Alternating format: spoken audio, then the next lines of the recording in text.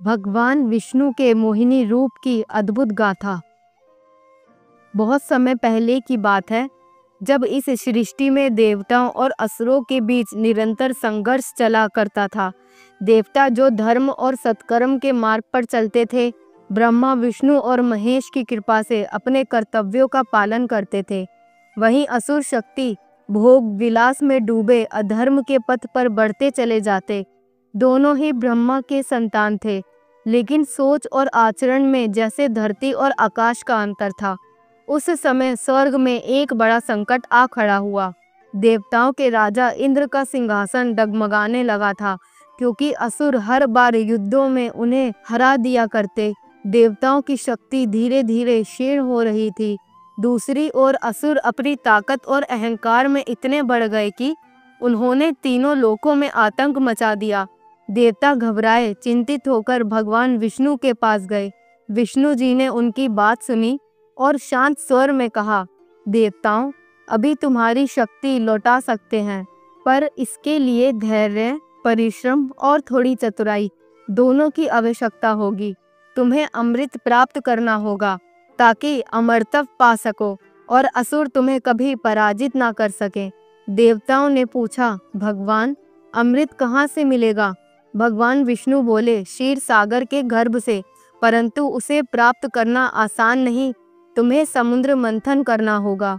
इस कार्य में असुरों को भी साथ लेना पड़ेगा, क्योंकि यह अत्यंत कठिन है। और याद रखना, अमृत मिलने के बाद उसे अपने पास रखना ही सबसे बड़ी चुनौती होगी। विष्णु जी की योजना के अनुसार देवता असुरों के पास गए और मित्रता का प्रस्ताव रखा। असुर जो सदैव शक्ति और धन के लालची थे, तुरंत मान गए, क्योंकि अमृत पाने का लाभ उन्हें रोक ना सका। दोनों दलों ने समुद्र मंथन की तैयारी शुरू की। मंदराचल पर्वत को मंथन डंडी बनाया गया और वासुकी नाग को रज्जू। समुद्र मंथन प्रारंभ हुआ। एक ओर देवता, दूसरी ओर असुर। मंथन से अनेक अद्भुत वस्तुएं प्रकट हुईं। चंद्रमा, कौस्तुभ मणि, दिव्य अश्व, कल्प वृक्ष, अप्सराएं और लक्ष्मी जी। उन्होंने भगवान विष्णु को वरमाला पहनाई, परंतु साथ ही निकला कालकूट विष, जो इतना प्रचंड था कि तीनों लोकों को जला सकता था। सभी घबरा गए। तभी महादेव प्रकट हुए और उन्होंने वह विष पीकर अपने कंठ में रोक लिया, जिससे उनका कंठ नीला हो गया और वह नीलकंठ कहलाए। विष के निकलने के बाद मंथन जारी रहा। अंततः धन्वंतरी प्रकट हुए, अपने हाथों में अमृत कलश लिए हुए। बस यही वह क्षण था जिसका सभी को इंतजार था। लेकिन अमृत को देखकर असुरों की आंखों में लालच और भी बढ़ गया। वह बलपूर्वक कलश छीनकर भाग गए और अपने शिविर में जाकर उसे बांटने की योजना बनाने लगे। देवता हताश हो गए। वह जानते थे कि यदि असुर अमृत पी लेंगे तो उनका नाश निश्चित है। इसी संकट की घड़ी में सभी देवता फिर से भगवान विष्णु के पास पहुंचे। उन्होंने विनम्रता से प्रार्थना की, प्रभु, अब हमारी रक्षा केवल आप ही कर सकते हैं। यदि असुर अमृत पी गए तो धर्म सदा के लिए समाप्त हो जाएगा। विष्णु जी मुस्कुराए और बोले, चिंता मत करो, मैं ऐसा उपाय करूंगा कि असुर अपने हाथों से अमृत खो देंगे और उन्हें पता भी नहीं चलेगा। यही वह क्षण था जब भगवान विष्णु ने एक अद्वितीय रूप धारण करने का निर्णय लिया, मोहिनी रूप। उन्होंने अपनी योग माया से स्वयं को एक अद्वितीय अनुपम रूपवती स्त्री में परिवर्तित कर लिया। उनकी आंखें मदिरा से भरी कमल जैसी, अधरों पर हल्की मुस्कान, चाल में लचक और चेहरे पर अलौकिक आभा। उनके रूप की सुंदरता ऐसी थी कि देखता भी एक पल के लिए विस्मित रह गए। तो असुरों की बात ही क्या, मोहिनी सीधी असुरों के शिविर में पहुंची। असुर जो पहले आपस में झगड़ रहे थे कि अमृत कौन पहले पिएगा, अचानक एक अप्सरा समान स्त्री को देखकर मंत्रमुग्ध हो गए और वह कलश छिपाना भी भूल गए।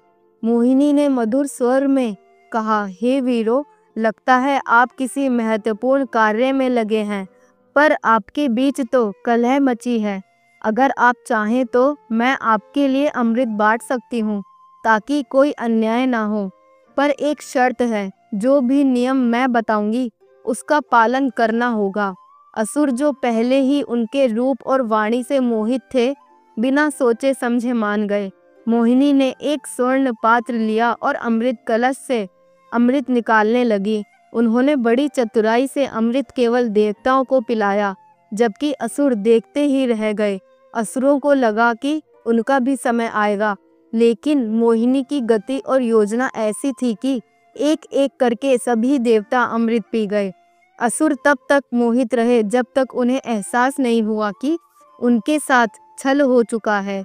एक असुर राहु ने वेश बदलकर देवताओं की पंक्ति में घुसकर अमृत पीने की कोशिश की, लेकिन सूर्य और चंद्रमा ने उन्हें पहचान लिया और मोहिनी को संकेत किया। विष्णु जी ने तुरंत अपने सुदर्शन चक्र से उसका सिर अलग कर दिया।